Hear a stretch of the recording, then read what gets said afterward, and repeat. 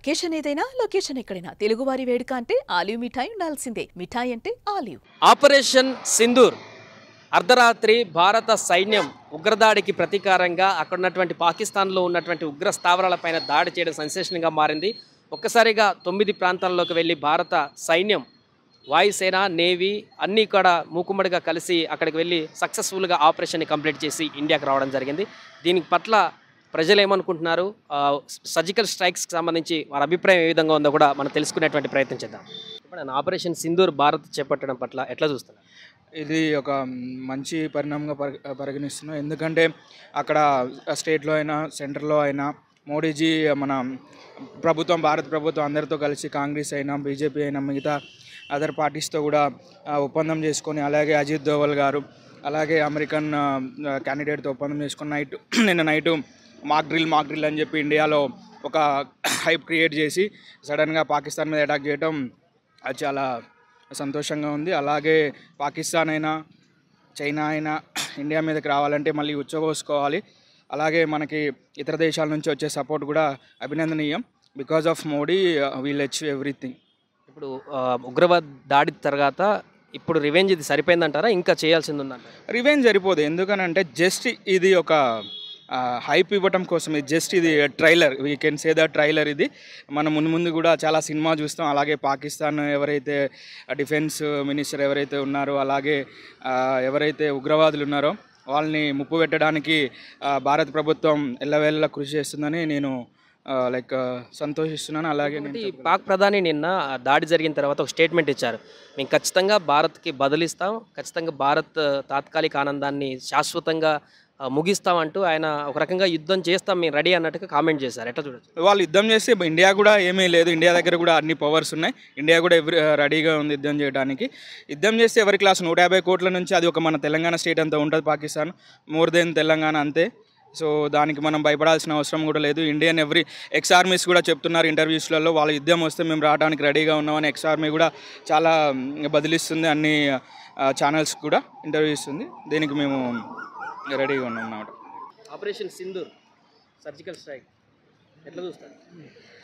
ये अटैक बहुत पहले कर देना था, ये अभी तक इतना बर्दाश्त नहीं करना था, बहुत पहले हो जाना था। ये जो भी है बहुत जल्दी करना।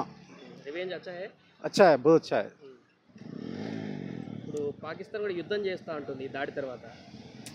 पाकिस्तान क्या है, एक छोटा मुल्क है, वो एक हमेशा इंडिया पे जो सो अपने देश पे हमेशा जुल्म करते हुआ आ रहा उन्हें, उसको जो सो ख़त्म कर देना, हमेशा का से मिटा देना, उसको हमेशा का से ख़त्म कर देना उसको। ఆపరేషన్ సింధూర్ ఎట్లా చూస్తున్నారు? భారత్ పై పాకిస్తాన్లోకి వెళ్ళి ఉగ్రస్థావరాలు మట్టుపెట్టడం ఎక్సలెంట్ అన్నది.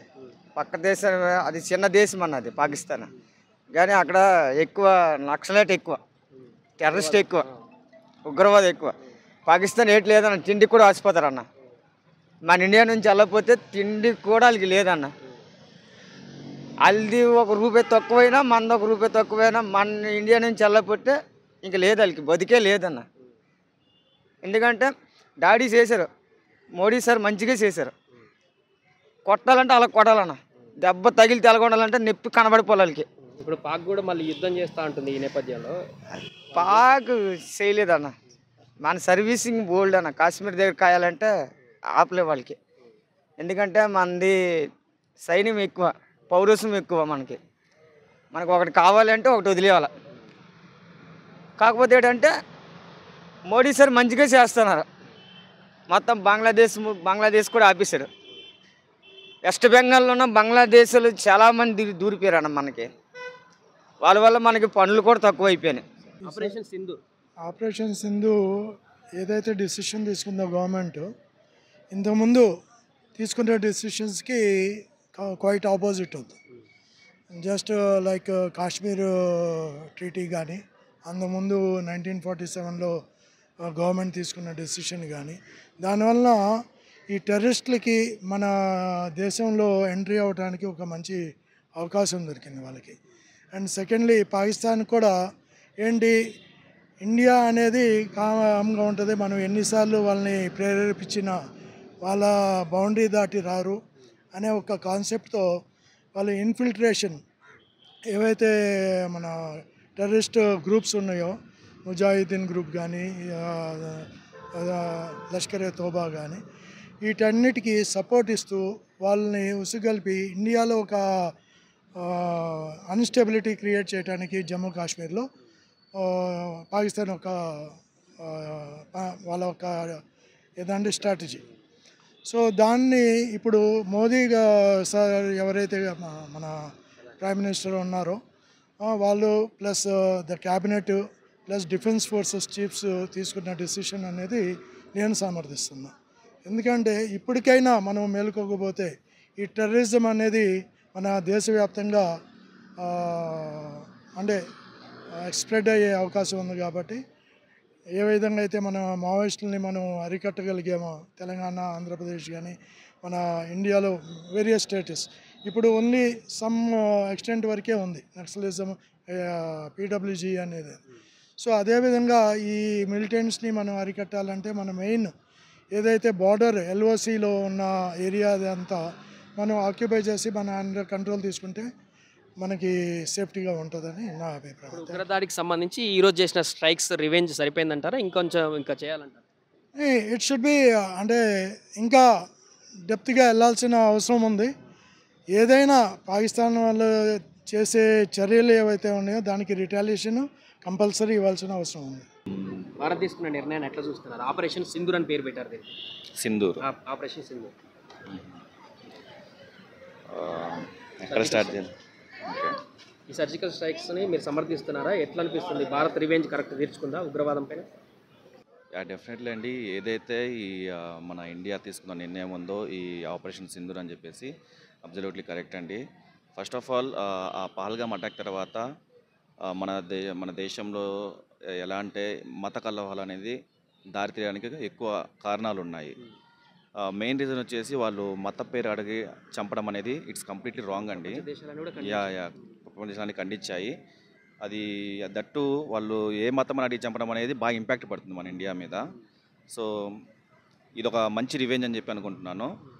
ఇలాంటప్పుడే మనం ఒక యునైటెడ్గా ఉండి మనమేంటో ఇక్కడ మన ఇండియాలో అందరూ ఉన్నారండి. బతుకు తెరువు కోసం మన ఇండియాకి చాలామంది వస్తుంటారు ఇక్కడ.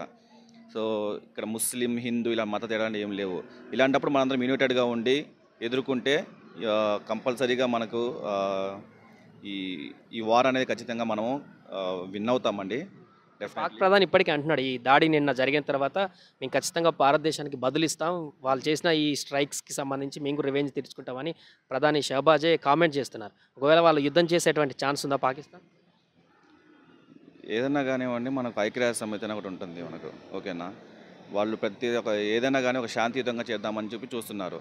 బట్ ఇక్కడ ఏంటంటే రెండు దేశాల మధ్య కాదు యుద్ధం, ఒక ఉగ్రవాదానికి మనం జరిగిన లాస్కి, ఓకేనా. మన మెయిన్ మోటివ్ వచ్చేసి ఉగ్రవాదాన్ని అణిచివేయాలని చెప్పేసి ఈ యుద్ధం అనేది అది. రెండు దేశాల మధ్యనే యుద్ధం జరగదండి, ఓకేనా. ఈ పాకిస్తాన్ అనే వాళ్ళు ఏంటంటే మెయిన్గా ఈ ఉగ్రవాదాన్ని రెచ్చగొడుతున్నారు.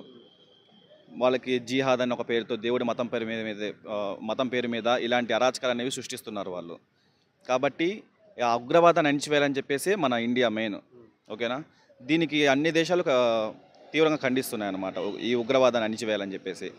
సో ఈ ఉగ్రవాదాన్ని అణిచివేస్తే బాగుంటుందండి. ఇప్పుడు ఈ రోజు తీసుకున్న ఈ నిర్ణయం సరిపోతుందా? ఆ రోజు పహల్గామ్ జరిగినటువంటి ఉగ్రదాడికి ఈ రివెంజ్ సరిపోతుందా, ఇంకా చేయాల్సింది ఉందంటారా ప్రభుత్వం? ప్రెజెంట్ అయితే మనకు న్యూస్లో స్క్రోల్ అవుతుంది అండి. అంటే మనకు డిస్క్లైమర్స్ కానివ్వండి, ఇలాంటివన్నీ యాడ్స్ రన్ అవుతూ ఉన్నాయి. పీపుల్ సేఫ్టీ కోసం ఎలా ఉండాలి, లైక్ మాక్ డ్రిల్స్ అని చెప్పేసి అవన్నీ. సో అవన్నీ మనం ఫాలో అవ్వాలి. అండ్ మనందరినీ ఎలా సేఫ్ ప్లేసెస్లో ఎలా ఉండాలని చెప్పేసి ఇన్ కేస్ ఏమైనా ఎక్కువ లాస్ జరిగే సిచ్యువేషన్స్ ఉన్నప్పుడు మనం అందరం సేఫ్గా ఎలా ఉండాలని చెప్పేసి మన గవర్నమెంట్ ఎప్పటికప్పుడు గైడ్ చేస్తూనే ఉంది. ఈ ఇంపాక్ట్ చెప్పంటే ఇప్పుడు దీనికన్నా ఇంకా ఎక్కువ చేయొచ్చు.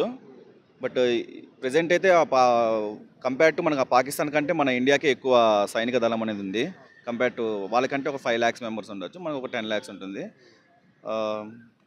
దీనికన్నా ఇంకా బెటర్గా చేయొచ్చండి ఇంకా. సో అట్లా సుమన్ టీవీలో మీ పర్సనల్ అండ్ బిజినెస్ ప్రమోషన్స్ కోసం కింది నెంబర్కి కాంటాక్ట్ చేయండి.